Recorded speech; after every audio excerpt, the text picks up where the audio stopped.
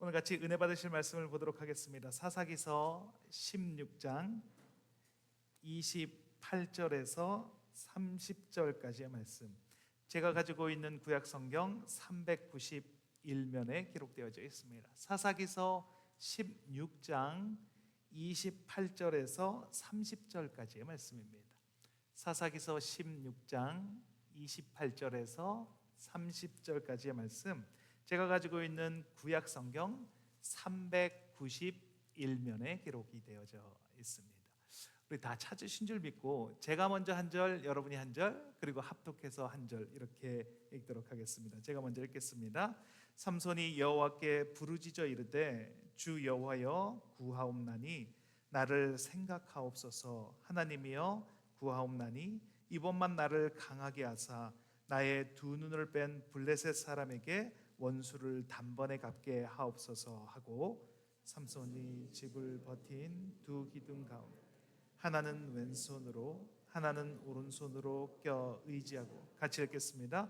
삼손이 이르되 블레셋 사람과 함께 죽기를 원하노라 하고 힘을 다하여 몸을 굽히매 그 집이 곧 무너져 그 안에 있는 모든 방백들과 온 백성에게 덮이니 삼손이 죽을 때에 죽인 자가 살았을 때에 죽인 자보다 더욱 많았더라. 아멘. 아멘.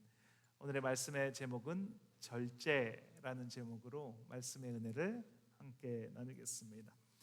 E.M. 바운즈라고 하는 분이 쓴 책이 있는데 그 책의 제목이 기도의 능력이라는 책입니다. 이 책에서 E.M. 바운즈는 이렇게 이야기를 했습니다. 오늘날 교회가 필요로 하는 것은 세상의 조직이나 기발한 방법이 아니라 성령께서 쓰실 수 있는 사람이다. 성령님은 기도하는 사람에게 기름을 부으신다. 이렇게 말했습니다. 개인이, 가정이, 교회가, 국가가 부흥을 경험한다면, 그렇다면 반드시 그 부흥을 위해서 누군가 기도를 했다는 말입니다. 그런데 혹시 누가 아무도 기도하지 않았는데 부흥을 경험하고 있다면, 그렇다면 그 부흥이 정말로 부흥인지를 한번 돌아봐야 된다라는 것입니다. 부흥의 역사는 기도의 역사입니다. 부흥의 역사는 성령의 역사입니다. 그러니까 성령의 역사는 기도의 역사라고 말할 수 있습니다. 저는 요즘에 새벽 예배, 새벽 기도에 나올 때 기분이 너무 좋습니다. 저희 교회가 기도가 살아나고 있는 것이 경험되어지기 때문입니다. 기도하시는 분들이 늘어나고 있습니다. 나와 보셔야지 확인할 수가 있습니다. 기도하시는 분들이 늘어나고 있습니다. 그리고 기도의 뜨거움이, 기도의 불이 붙는 것을 경험하게 됩니다. 그리고 그렇게 기도하는 곳에서 성령의 불이 일어나게 되어 있습니다. 기도의 능력만으로 성령의 역사가 일어납니다. 기도 외에는 이런 유가 나갈 수가 없다라고 예수님께서 말씀하셨습니다. 성령의 역사가 있는 곳에는 반드시 기도가 있습니다. 그리고 기도가 있는 곳에는 성령의 역사가 있습니다. 선한목자교회를 담임하셨던 유기성 목사님이 설교 중에 성령의 부흥사로 유명하셨던 박장원 목사님이라는 분의 글을 인용한 것을 제가 들었습니다. 이 박장원 목사님이 기도 중에 성령의 체험을 했는데 그 성령의 체험을 하신 것을 생생하게 기록으로 남긴 글입니다. 제가 한번 읽어드리겠습니다. 이상합니다. 웬 힘이, 웬 불이, 웬 능력이 그리도 많은지 미처 몰랐습니다. 지구를 회전시킬 것 같은 능력이 어디에서 일어나서 나를 정복하고 무릎 꿇게 하는지 도저히 알 수가 없습니다. 웬일입니까? 제 안에 원자의 불같이, 핵의 불같이 마구 붙습니다. 무쇠 쇳덩어리도 녹일 듯한 그 강한 불이 나를 태우기에 또한 내가 소리를 칩니다. 참으로 신기합니다. 소멸의 불같이 밤새도록 타올라서 모두 다 없어졌을 것 같은데 동이 트면서 나를 살펴보면 나는 여전히 존재합니다. 영과 육이 하나 되는 주님을 찬양하고 있느나 겸손히 무릎 꿇고 흐느끼는 나, 영혼 저 깊은 곳에서 주여 주여 하는 나만 남아 있습니다. 죄악된 것은 밤새 다 타버렸나 봅니다. 필요 없는 것은 몽땅 타서 죄가 되어 날아가 버린 모양입니다. 이상한 기쁨이 나를 덮습니다. 은혜의 물결이 파도처럼 밀려옴을 느낍니다. 그가 기도하면 나도 기도하고, 그가 찬송하면 나도 찬송하고, 그렇게 기도하고 찬송했으니 피곤할 것 같은데 피곤치가 않습니다. 병들 것 같은데 더욱 샘솟게 하는 힘이 내게 솟아납니다. 참 성령의 역사를 갈망하게 하는 글이다라는 생각을 했습니다. 그리고 또 성령의 역사를 경험하신 분이라면 그것을 기억나게 하는 글이다라는 생각을 했습니다. 그런데 이렇게 성령의 역사가 있는 곳에는 반드시 악한 영의 역사도 있다는 것입니다. 악한 마귀가 성령의 역사하는 곳에 성령의 역사를 방해하기 위해서 반드시 그곳에서 역사를 합니다. 성령의 역사를 무력하게 하는 시험을 일으킨다라는 것입니다. 악한 영의 역사가 나는 악한 영의 역사입니다 라고 이렇게 광고하면서 오지 않습니다. 어떤 때는 성령의 역사로 가장을 하고, 어떤 때는 부흥의 역사로 가장을 해서 우리에게 찾아옵니다. 그래서 깨어서 이것을 구분하는 것이 너무나 중요합니다. 이것을 구분할 때 가장 중요한 것이 바로 성령의 역사 중에서 마지막에 언급하고 있는 절제라는 것입니다. 절제라는 말은 무엇인가를 금하는 말처럼 들려옵니다. 술을 절제하거나 게임하는 것을 절제하라고 말합니다. 또 음식을 절제해서 먹어야 한다라고 말을 합니다. 그런데 헬라어 어원에서 말하고 있는 이 절제의 의미는 우리가 알고 있는 절제의 의미와 약간 다른 점이 있습니다. 절제는 다양한 유혹에 흔들리지 않는 힘, 그것을 절제라고 말합니다. 충분히 유혹을 받을 수 있는 상황인데 그것을 뿌리치고 일어날 수 있는 그 힘을 절제다라고 헬라어는 말합니다. 그런데 그 능력이 어디에 있느냐 하는 것입니다. 그것을 절제할 수 있는 힘, 그것을 뿌리칠 수 있는 힘이 외부에 있느냐, 그 안에 있느냐 하는 것입니다. 아이들은 일반적으로 자신을 컨트롤할 수 있는 힘이 없습니다. 그것이 떨어지는 것이 아이들입니다. 부모님이 말하지 않으면 하루 종일 게임을 하고 하루 종일 TV를 볼 수도 있습니다. 그런데 어머님이 그것을 컨트롤해서 게임은 30분만 해라, TV는 1시간만 보아야 한다라고 그렇게 컨트롤하면 절제하는 힘이 외부에 있는 것입니다.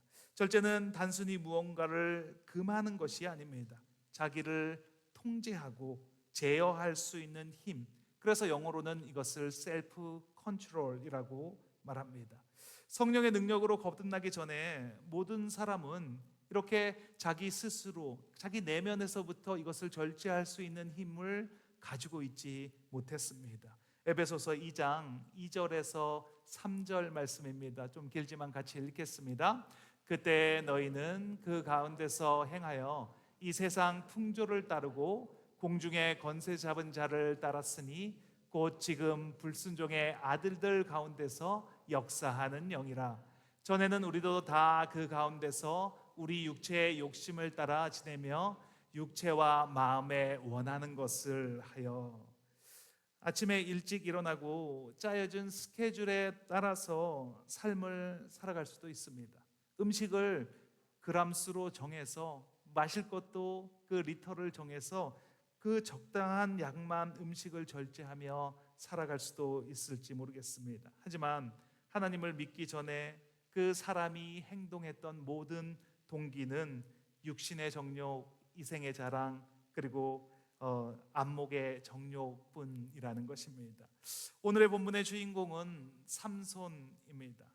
삼손의 부모님이 자녀를 얻기 위해서 오랫동안 기도하고 얻은 자녀가 바로 삼손입니다. 그리고 자녀인 삼손이 출산하게 되었습니다. 이 삼손에게는 능력이 많습니다. 우리가 다 알고 있는 대로 삼손은 힘이 엄청 셉니다. 그뿐 아니라 머리도 좋은 사람이 삼손입니다. 사사기 14장에 보면 삼손이 수수께끼를 내는 것을 볼 수가 있습니다. 머리가 좋은 사람이 아니고서는 그런 수수께끼를 낼 수가 없습니다. 삼손이 사자를 맨손으로 죽였습니다. 그리고 얼마 후에 그 사자가 있는 곳을 갔더니 벌들이 그곳에 벌집을 짓고 꿀을 모아놨습니다. 삼손이 그 벌집의 꿀을 먹고 그리고 처갓집으로 가서 처갓집 동네 사람들에게 이 일어났던 일을 가지고 수수께끼를 냅니다. 사사기서 14장 14절입니다. 같이 읽겠습니다. 먹는 자에게서 먹는 것이 나오고 강한 자에게서 단 것이 나왔느니라. 삼손은 또 외국어도 잘했습니다. 삼손이 주로 활동했던 무대는 이스라엘 지역이 아니라 외국에서 활동을 했습니다. 결혼을 3번을 했는데 다 외국 여자와 결혼을 했습니다. 외국어에 능통하지 않으면 그렇게 할 수 없는 일입니다. 이처럼 삼손은 보기에 아주 좋은 사람입니다. 그런 조건을 다 가지고 있는 사람입니다. 힘이 셉니다. 아주 장사입니다. 힘으로 그를 당할 수가 없습니다. 머리도 좋습니다. 외국어도 잘합니다. 지금으로 말하면 아주 뛰어난 킹카 중에 킹카가 삼손입니다. 운동도 잘하고 공부도 잘하고 외국어도 잘하는 그런 사람입니다. 그런데 삼손의 인생은 비극으로 끝을 맺습니다. 그 이유는 그 능력을 제어할 수 있는 브레이크가 그에게는 없기 때문입니다. 자동차로 치면 사람이 가진 모든 능력은 엔진이다라고 말할 수 있습니다. 이 엔진이 좋으면 빨리 달릴 수가 있습니다. 그리고 높은 곳을 올라갈 수도 있고 많은 짐을 싣고 갈 수도 있습니다. 그런데 아무리 좋은 차라고 해도 브레이크가 고장이 났다면, 브레이크가 없다면 어떻게 되겠습니까? 아무리 차가 좋은들 무엇하겠습니까? 브레이크가 없으면 결국은 큰 사고를 당하게 됩니다. 사람도 마찬가지입니다. 사람에게 이 브레이크는 절제라는 것입니다. 절제하지 못하면 계속 달리게 됩니다. 멈추지 못합니다. 멈추어야 할 순간에 멈추지 못하고 계속 달리게 됩니다. 삼손도 멈추지 못하고 계속 달립니다. 절제하지 못합니다. 나시린으로 구별된 삶을 살아야 하는데 독주를 마십니다. 독한 술을 마시면 안 되는데 독주를 마시는 삶을 살아갑니다. 이방의 여인들과 결혼을 합니다. 그것도 여러 명의 여인과 결혼을 합니다. 결국 머리카락이 잘리고 두 눈이 뽑히고 맙니다. 삼손을 이야기해 볼 때마다 이런 생각이 듭니다. 왜 이방 여인을 선택했을까? 아니 왜 들릴라의 이야기를 계속 듣고 자기의 비밀을 말해줬을까? 왜 절제하지 못했을까? 오늘 삼손의 이야기를 살펴보면서 어떻게 하면 절제할 수 있는 삶을 살아갈 수 있는지 2가지로 같이 은혜를 나눠보도록 하겠습니다. 첫째, 하지 말아야 할 일을 멈추는 것이 절제입니다. 같이 한번 읽겠습니다. 하지 말아야 할 일을 멈추는 것이 절제입니다. 성령의 열매 중에 제일 마지막에 나오는 열매가 바로 이 절제입니다. 사랑과 희락과 화평과 오래 참음과 자비 양성 충성과 온유와 절제, 그 9가지 열매 중에서 가장 마지막에 나오는 열매가 바로 이 절제입니다. 이 절제의 열매는 다른 열매들을 완성되게 만들어주는 열매다라고 말을 할 수 있습니다. 이 절제 열매가 다른 열매를 담는 바구니와 같다라고 말할 수 있습니다. 아무리 많은 열매가 맺어져도 그것을 담을 수 있는 바구니가 없다면 그 열매들이 무슨 소용이 있겠습니까? 절제가 없으면 성령의 열매가 쏟아지고 마는 것입니다. 어쩌면 인간이 가장 하기 힘든 것, 가장 하기 어려운 것이 절제다라고 말할 수 있습니다. 그래서 성령님의 도우심을 받아야 합니다. 성령님의 통제를 따라야 한다라고 말할 수 있습니다. 잠언서 16장 32절 말씀입니다. 같이 읽겠습니다. 노하기를 더디하는 자는 용사보다 낫고 자기의 마음을 다스리는 자는 성을 빼앗는 자보다 나으니라. 자기를 통제하는 일은 정말 어렵고 또 위대한 일입니다. 미국에 와서 운전을 하면서 몇 가지 어려움이 있었습니다. 저 개인적으로 미국에서 운전할 때 몇 가지 어려움들이 있었는데 그 중에 하나가 이 스탑 사인에서 멈춰 서는 것이 잘 안 됐습니다. 분명히 아무도 없는 것이 보이는데 거기에서 멈춰 서서 3초를 기다렸다가 간다는 것이 처음에 왔을 때 너무 힘들었습니다. 그래서 그 스탑 사인을 위반하고 하다가 스티커도 한두 장 끊었습니다. 예. 그렇게 해서 스탑 사인을 지키지 않는 그런 경험을 했었는데 나중에 이 스탑 사인이 얼마나 중요한지를 알게 되었습니다. 그것을 지키지 않으면 사고로 연결되기 때문입니다. 그 사거리에서 스탑 사인을 지키지 않는 차량으로 인해서 사고를 당하기도 하고 또 사람과 자전거를 치게 할 수도 있습니다. 누군가 나에게 멈추라고 말할 때 멈출 수 있어야 합니다. 그것이 되지 않는 것은 절제가 되지 않는 것입니다. 그것이 되어지지 않으면 아무리 좋은 은사를 가지고 있어도 아무리 영적인 은사가 많이 나타난다고 해도 그것이 오히려 해가 되는 경우가 있습니다. 오늘 본문에서 삼손은 두 눈이 뽑아졌습니다. 삼손의 머리는 밀렸습니다. 그리고 블레셋 사람들 앞에서 제주를 부리고 있습니다. 자신의 능력만 믿고 자신의 힘만 믿고 앞만 보고 달려갔습니다. 멈추어야 할 곳이 분명히 있었는데 그런데 멈추어야 할 곳에서 멈추지 못했습니다. 그러니 비참한 심세가 되었습니다. 삼손은 블레셋 사람들에게 붙잡혀서 눈이 뽑아질 때까지 알지 못했습니다. 자신의 힘이 사라진 줄을 깨닫지 못했습니다. 머리가 밀려도 힘이 사라지지 않을 것이라고 그는 생각을 했습니다. 사사기서 16장 20절 말씀입니다. 같이 한번 읽겠습니다. 내가 전과 같이 나가서 몸을 떨치리라 하였으나 여호와께서 이미 자기를 떠나신 줄을 깨닫지 못하였더라. 하나님이 이미 자기를 떠나셨는데 그런데 몰랐습니다. 왜냐하면 한 번도 멈추는 삶을 살아보지 못했기 때문입니다.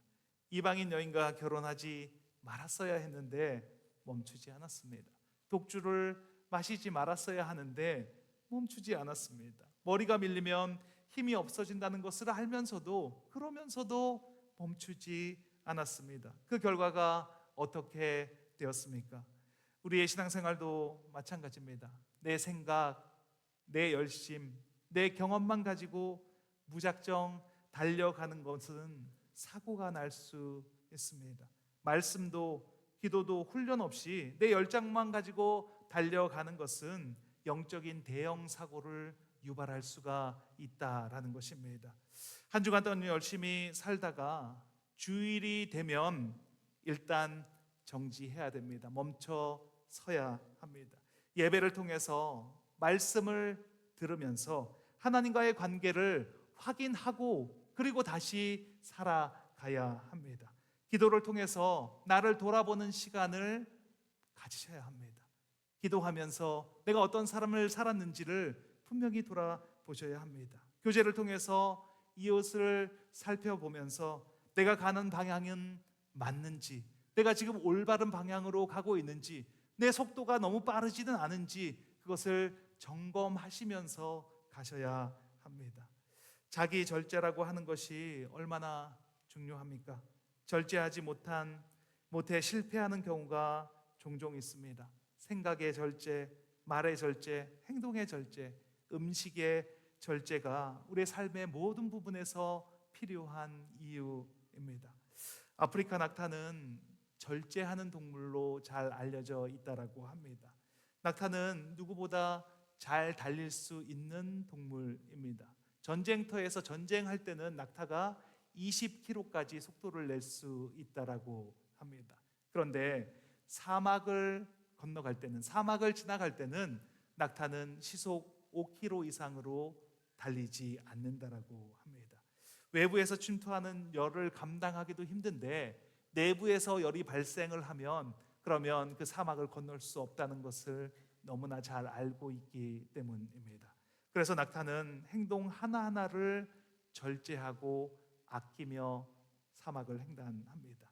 사람으로 치면 낙타는 수도자와 같은 삶을 사는 것입니다. 어떤 환경에서도 자기 분수에 넘치는 일을 하지 않습니다. 남이 뛴다고 해서 함께 달려가지 않습니다. 항상 담담하게, 단정하게 그렇게 자신의 페이스대로 걷습니다. 동일한 보폭으로 주어진 길을 묵묵히 걸어갑니다. 그런 느림과 비움의 방식으로 낙타는 뜨거운 사막을 건너게 됩니다. 우리는 절제가 필요합니다. 멈춰야 될 순간이 분명히 찾아올 것입니다. 멈춰야 될 순간이 삶에서 분명히 찾아오게 되어 있습니다. 그때 우리는 멈춰야 합니다. 멈춰서 나를 돌아보는 시간을 가지셔야 합니다. 그렇게 멈추고 기도하고 나아갈 때 우리의 삶이 온전히 주님과 동행하는 삶을 살아가게 됨을 믿습니다. 우리 모두 멈추는 지혜로운 삶을 살아가시는 저와 여러분이 되시길 예수님의 이름으로 축원드립니다. 둘째, 절제란 초점을 맞추는 능력입니다. 같이 한번 읽겠습니다. 절제란 초점을 맞추는 능력입니다. 겨울잠을 자는 곰에게 그 곰에게는 아무리 좋은 음식을 갖다 줘도 절대 음식을 먹지 않는다라고 합니다. 곰이 겨울잠을 자는 것은 약 한 5개월 정도를 잠을 잔다라고 합니다.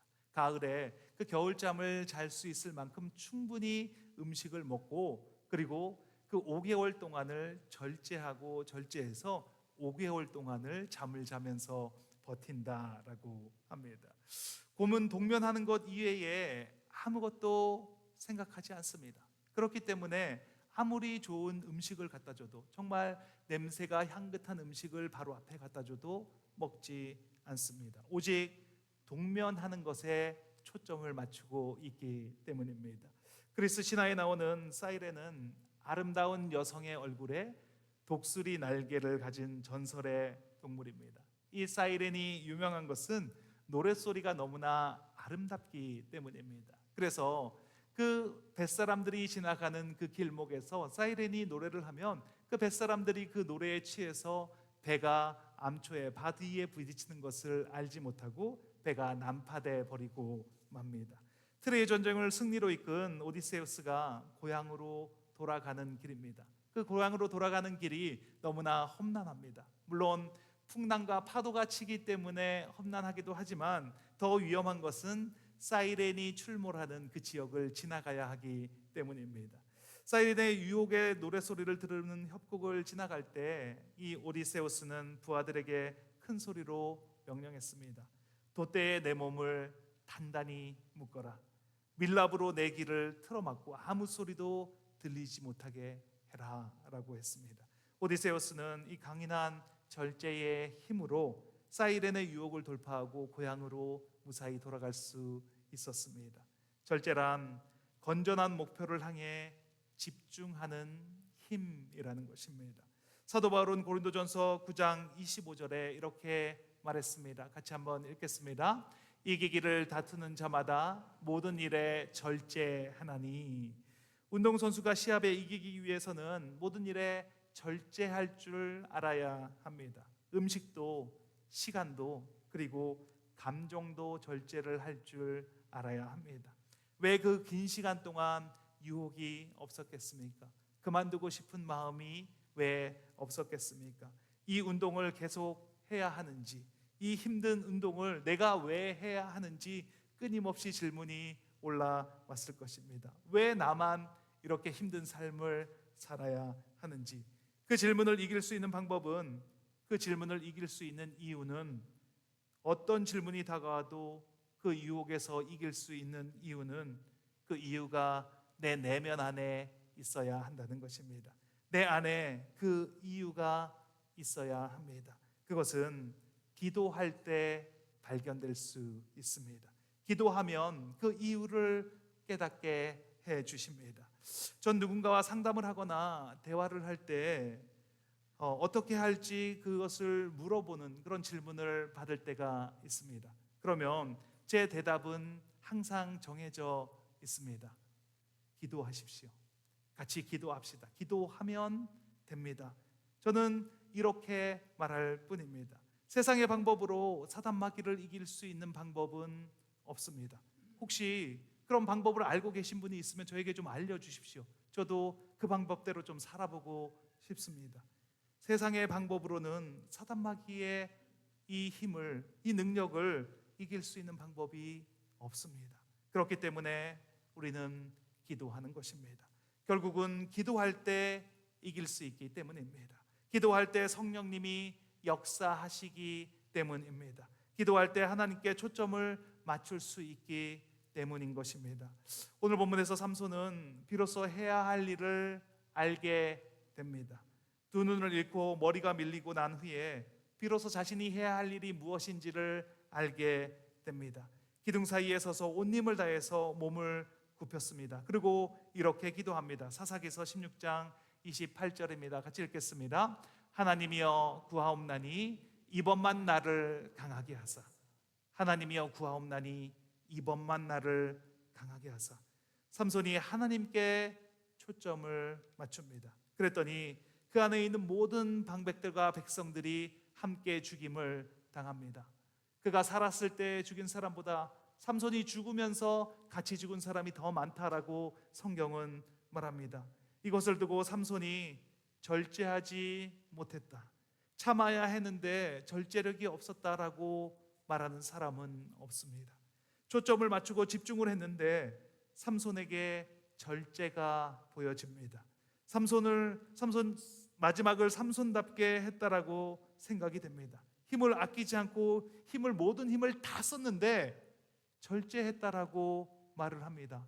왜 그렇습니까? 나시든으로 하나님께서 주신 그 많은 은사를 가지고 제대로 일을 했기 때문입니다.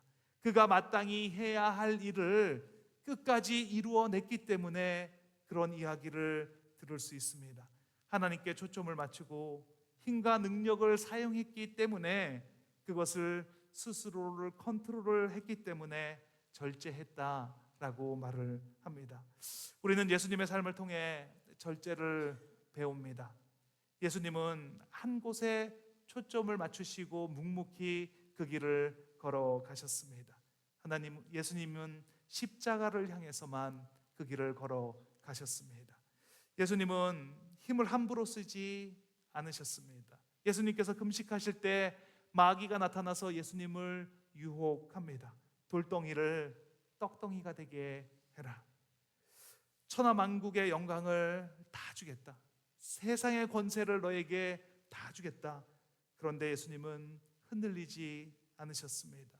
십자가에 달리셨을 때 십자가에 달린 예수님을 보고 사람들이 조롱을 합니다. 조롱하며 예수님께 조롱하며 외칠 때 예수님은 내려오지 않으셨습니다.